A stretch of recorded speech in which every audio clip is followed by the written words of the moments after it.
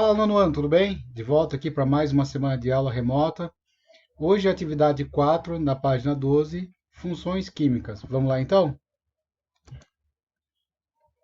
Semana passada a gente começou a falar dos ácidos, que também é uma função química. Hoje a gente começa falando das bases. O que são as bases? São compostos formados por ligações iônicas, onde há doação de elétrons. Segundo o químico Arrhenius, esses compostos liberam íons OH-, chamado de hidroxila. Então, OH- aqui, o íon OH- tem o nome de hidroxila. Hidroxila é essa união de hidrogênio, de oxigênio com hidrogênio aqui, ok? Quando estão em contato com a água, quando estão em contato com a água, pois ocorre a dissociação do composto. As bases possuem sabor adstringente, cáustico e amargo. Quando se dissociam em meio aquoso, as bases também conduzem eletricidade. Em uma escala de 1 a 14, as bases têm valores superiores a 8. Então, se eu jogar aqui uma base dentro de um composto aquoso, dentro da água, ela vai estar liberando o quê? Essa hidroxila aqui, esse OH, certo? Foi o que ele disse aqui. Então, joguei uma base na água, ela vai liberar o OH-, vai liberar a hidroxila. Aqui tem alguns exemplos de bases. O hidróxido de sódio, NaOH, conhecido como soda cáustica, é usado na fabricação de detergentes, sabão, de celofane e de produtos para desentupir pias e ralos. Usado também no processo de extração de celulose na indústria de papel. Quem nunca ouviu falar da soda aí, né? Então a soda é uma base, soda cáustica é uma base, certo? E sua fórmula é o NaOH. O hidróxido de magnésio, MgOH2, em suspensão aquosa, é usada como laxante, antiácido, ou seja, remédio para azia, para controlar a acidez do estômago, conhecido como leite de magnésia. E aqui embaixo coloquei aqui o exemplo da magnésia bisurada. O outro aqui, hidróxido de cálcio, CaOH2, conhecido como cal hidratada. É usado na mistura com o cimento nas massas de construção. Então mistura aí o cal mais o cimento para fazer a massa de pedreiro, aí, o reboco. Na fabricação do açúcar refinado e para reduzir a acidez do solo antes do plantio.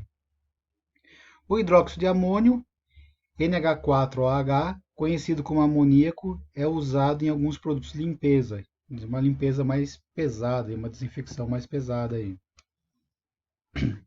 Outra função química aqui são os sais. Os sais são compostos produzidos a partir da reação que ocorre entre um ácido e uma base, chamada de reação de neutralização. Então, sempre que eu tiver uma base mais um ácido, eu vou estar formando um sal e uma água. Então, o sal ele é produzido o quê? Da união entre um ácido mais uma base. O resultado disso vai ser sempre sal e água. É composto iônico em solução aquosa, sofre dissociação e forma pelo menos um cátion diferente de H+, cátion é um ânion de carga positiva, e não pode ser o H+, porque senão ele acaba se tornando ácido, e um ânion diferente de OH- e O2, diferente da hidroxila, certo? Então, sempre que ele estiver liberando um cátion que não for o hidrogênio, um ânion que não for a hidroxila ou o O2, é um sal. Exemplo, sal de cozinha, o cloreto de sódio, NaCl. A dissociação dele aqui formou o cátion do Na+, e o ânion Cl-, ou seja, o sódio e o cloro. Assim como os ácidos e as bases, os sais apresentam entre suas propriedades a capacidade de conduzir a corrente elétrica quando em solução aquosa. Ele também conduz eletricidade. Alguns exemplos de sais. O fluoreto de sódio, que é usado aí na fluoretação da água e em pastas de dentes para prevenir as bactérias que provocam as cáries, para prevenir as cáries. O sulfato de cálcio, um dos compostos do gesso e do giz, o giz aí que a gente escreve na lousa.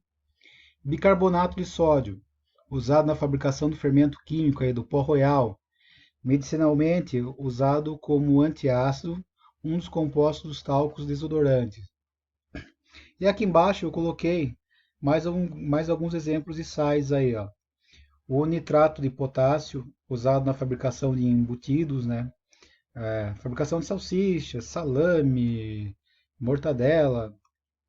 Hipoclorito de sódio, usado na indústria têxteis, na fabricação de papel, na indústria de papel e no branqueamento dos produtos têxteis. Fluoreto de sódio, já disse aqui em cima, né, usado para prevenir cáries, usado nos enxaguantes bucais, aí, Listerine, entre outros. Carbonato de cálcio é usado na fabricação de detergente. Sulfato de cálcio, como disse em cima, usado no giz escolar. Então esses foram os sais. A próxima função química aqui são os óxidos. O que são os óxidos? São compostos formados por dois elementos químicos, sendo um deles o oxigênio. Então, o óxido sempre vai ter um oxigênio na sua fórmula. Que é o mais eletronegativo do composto, exceto o flúor. Alguns exemplos de óxidos. Dióxido de carbono, o CO2, indispensável no processo de fotossíntese, também é usado para intensificar o sabor dos refrigerantes em extintores de incêndio.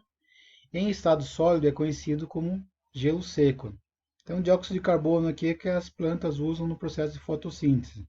Elas absorvem o CO2 e liberam o oxigênio.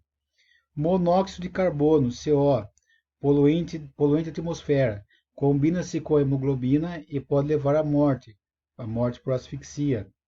Ela vai tomar o lugar do oxigênio na célula e vai acabar causando asfixia. Peróxido de hidrogênio, H2O2, conhecido como água oxigenada. Em solução aquosa é utilizado como antisséptico em alvejantes. Então, usado aqui para não causar infecções, usado em machucados, para limpar machucados. Dióxido de silício, principal componente da areia, que pode ser usado na produção de vidro e cimento. Quando puro, é usado na produção de fibras ópticas. E aqui eu coloquei outras aplicações dos óxidos aqui, ó. Óxido de cálcio, utilizado na correção do pH do solo. Óxido de manganês, usado na fabricação de aço. Óxido de estanho, usado na fabricação de latas. Óxido de ferro 3, utilizado na fabricação de pigmentos. Óxido de alumínio, utilizado na fabricação de alumínio. Pessoal, essa foi a nossa aula de hoje. Leiam a apostila com muita atenção para que possa realizar as atividades. Preste atenção nos enunciados que está pedindo aí. E qualquer dúvida é só me chamar. Tchau, tchau, pessoal, e até a próxima.